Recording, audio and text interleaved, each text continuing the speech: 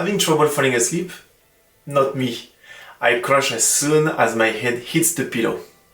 Here are my personal tips to help you drift into sleep almost instantly. Stay until the end. I'll share a bonus tip to help you wake up ready to seize the day. Let's get started.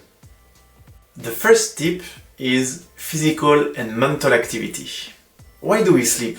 It's to charge our body, right? But if you go to bed with your tank still full of energy, it's like plugging in your phone when it's already 98% of battery. What do you expect? That it'll charge to 120%? To fall asleep quickly, you need to use your energy, but not foolishly. Let's break the physical and mental activity down into two categories. The first one, I call it the day-by-day choices. The stairs or the elevator, a book or social media, a car or a bicycle. Your choices actually determine how consciously you spend your energy. And don't try to convince me it's to save your time. Here's why. I have a friend who drives 10 minutes to the gym, warms up for 20 minutes, walks out for an hour, stretches for 10 minutes, and then drives 10 minutes back home. Total, an hour 50 minutes. I checked on maps.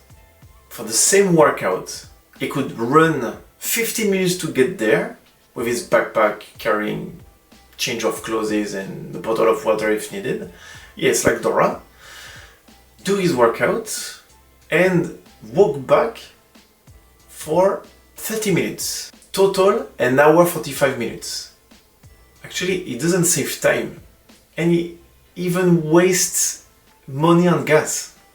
Talking about workouts, that's the second category, more intense activities. They increase certain hormone levels, like endorphins and melatonin, improving your mood, your response to stress, and your circadian rhythm, your sleep-wake cycle. It could be hitting the gym, running outdoor, horseback riding, climbing, or even mental activities like writing or playing chess. If you never play chess, you should give it a try. It demands 100% of your focus throughout the entire game. And if you lose it, you lose the game, because your opponent will seize the opportunity to beat you. No matter what kind of activity you choose, just sweat, think hard, go outside, and use the full potential of your body and mind. Just be mindful about the time of day you do the intense physical activity, because it rises your body temperature and takes 30 to 90 minutes to cool down. I'll tell you why in the next tip. Tip number 2, the bedroom temperature. Your body doesn't stay at the same temperature all day. It changes several times throughout the day due to hormonal activity or among other factors like physical activity, but we saw it already. For example, in the morning, your body temperature rises because of the cortisol awakening response. Cortisol helps increase your alertness and body temperature so you can wake up. It means that during the night, your body temperature is naturally lower than during the day. So to help your body fall asleep, the temperature needs to go down. To support this natural process, set a cooler temperature in your bedroom around 16 to 18 degrees Celsius. It sends a clear signal to your brain. Oh, it's night time. And better too cold than too warm. Personally, I sleep with my windows open, no matter the season or where I am. Actually, I live in Norway, and right now, the outside temperature drops to -2 degrees. It's about 5-7 degrees in my bedroom, but with a blanket, I sleep like a rock. Talking about cold, let's talk about shower now. Tip number 3, the shower. There are several reasons to take a shower before going to bed. One is, as we already saw, to help your body cool down and send the right signal to your brain. So, no hot shower before bed. Yes, they relax your muscles, but they also raise your body temperature and your need for oxygen, which makes your heart beat faster. Okay, a hot shower might relax you, but it doesn't prepare you for sleep. It's better to take a lukewarm shower, or even a cold one. A cold shower will make your body temperature rise for a short moment. Then it quickly drops and helps your body to cool down naturally. Another reason, a more spiritual one. During the day we absorb energy from people, situations, places. If you go to bed without showering, you bring these energies with you. Energies that may not serve you at the moment when your mind and your body need to recharge and be vulnerable. And a cold shower is actually conducive to meditation. Take your shower, go to bed. No, you don't check your phone. No, there is no, let me check my schedule for tomorrow. No, do that beforehand. Sit on your bed, close your eyes, and if you already know some spiritual practices like pranayama, then do that. And if you are not familiar with any meditative practices, in the previous video I showed the box breathing methods. I link the video here or there. Somewhere here you have the link of the video. And when you feel relaxed and ready to sleep, lie down. Showering and meditation should be the last things you do before going to bed. Not checking your phone, not even reading. Talking about things that you should not do before going to bed. That brings us to tip number 4. Don't before nighttime. There are 3 things you should avoid before going to bed. Heavy meals, blue light, and stimulants. Let's start with food.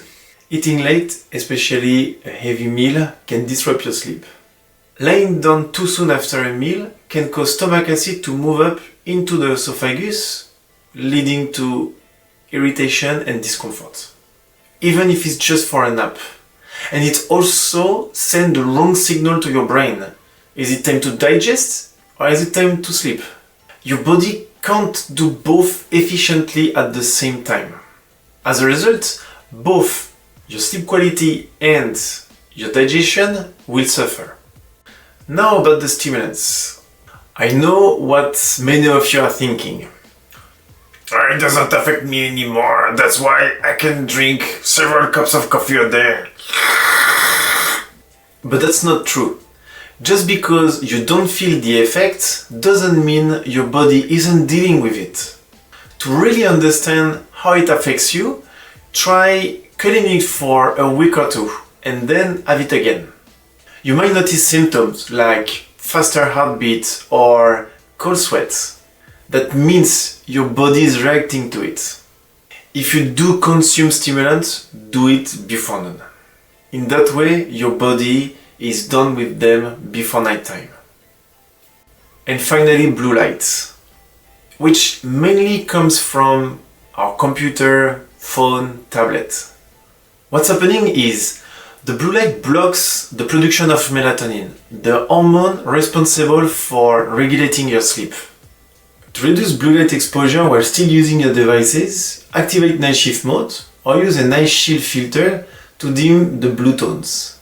Yes, your screen will look like yellow or orange, and people, they may look like they all have jaundice. That's a medical condition caused by high levels of bilirubin in the blood, and it's often linked with a liver condition. I personally set my night shift mode to turn automatically at 7 p.m. Because we are talking about the phone, let's talk about other things that we should not do in bed. It's not what you think. What I mean by that is simple. When you lie down in bed to read, to watch a movie, or to call someone, especially during daytime, you're sending the wrong signal to your brain. Your brain starts to associate the bed with staying awake and doing activities instead of resting. So the advice is go to bed to sleep. And for those who are thinking about other kinds of activities, Well, hopefully you are good enough to be exhausted afterwards and to sleep right away. Otherwise, don't brag. Let's keep going with tip number 6, the oil lamp. Lighting a small oil lamp with vegetable oil near your bed before sleep can help cleanse the atmosphere and ward off negative energies. Also, the soft flicker of the flame is soothing. It calms the mind and promotes a peaceful, centered state. Place the lamp in a safe spot in your room, where it poses no fire risk, especially if you have pets or children. Use pure vegetable oils to create a nurturing and positive energy field. And if possible, let the lamp burn through the night. But this lamp isn't only for bedtime. In yoga, we also light it during our sadhanas or spiritual practices, and also to cleanse the space during the day. And the last tip, number 7, avoid aligning the body with the north. That applies if you live in the northern hemisphere. Avoid sleeping with your head pointing north. If you live in the southern hemisphere, it's the opposite. Don't point the head towards south. Why? Because our red blood cells, which make up our blood, contain iron. When your head faces north, your body aligns with the Earth's magnetic field. This can cause the magnetic pull to subtly draw more blood towards the head, because iron is magnetic, which may create pressure on the brain and disturb your sleep. So instead, try sleeping with your head toward east. It's considered the more harmonious for rest and spiritual balance. Okay, now the bonus tip. Actually, how you feel before sleep often shows up when you wake up, especially the unpleasant feelings. So why not end the day on a gentle note? Try falling asleep with a smile, or thinking about your next vacation, or a happy memory, or just be grateful to be alive. If you like this video, you can check our website. We offer affordable, luxurious yoga retreat in Cyprus. There will be more workshops like this one about nutrition or self-care, also about consciousness. So if you want a yoga retreat that combine vacation and personal growth, that's exactly what we offer. And you, what's your personal tip? Write them in the comments and help others to find better sleep. Thanks for watching, see you next time. Increase also the need for oxygen.